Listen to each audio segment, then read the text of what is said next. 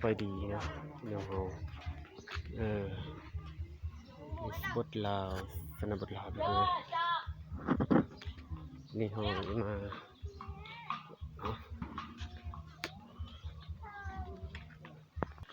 เป็นน้ำลาวไปกินเมียงอยู่บ้านเก่าเป็นยังไงเนาะบ้านเก่าทางบ้านนาหลวงเป็นยังไงเอาไปสมกันเนาะเฮ็ดยังอยู่พุ่นฮะเฮ็ดยังป้าเลยไปช่วยจ่าเลยช่วยจ่าเลยไม่được bỏ cứ bỏ ha nặng cả tôi này chứ lại mày được bỏ này kia có phải bỏ hay bỏ dừng bỏ thì bỏ cho chậm mày bỏ tao bơn chỉ là cứ bắt đốc nè chỉ mày cọ này cứ ba cha mèng vậy nó nơi mèng bên này ba cha mèng vậy nóลังลงห้วยกีพี่น้องเอ้ยข้ามไปบ้านเก่าเนาะวันนี้เนาะพุ่นห้วยกีพี่น้องเอ้ยพุ่นเห็นบ่ไปเลยบ้านน่ะกะไปเลยครับเรื่องประกันเรามาคลิปรถนี่เอาคลิปรถนี่ไปชิโดนะก็รับไปมานำในช่องมาบังรถบ่มันอยู่นองครับ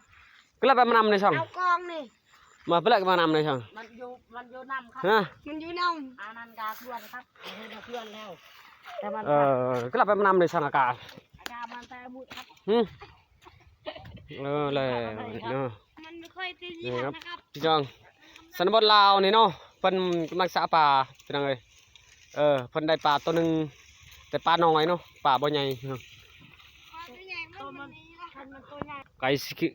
สิฮอดแล้วพี่น้องเอ้ยพุ่นบ้านเก่าพี่น้องเนาะขึ้นนี่กุกมะพร้าวสามต้นพี่น้องกำลังมาหอดจอดถึงพี่น้องเลยเล่นไหนไปชิเล่นไหนบ่ชิเล่นไหนฮะน่าจะเนี่ยปืดดันโอ้ยฮอดแล้วดิพอแห้งพอจะได้กินพูนโถ่เห็ดอันนี้สุดยอดเลย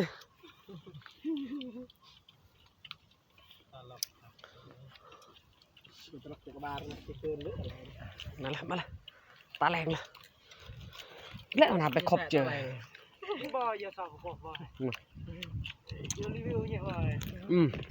รีวิวฮอนด้าก็มีR15ก็มีตอนลาวรถเวียดก็มี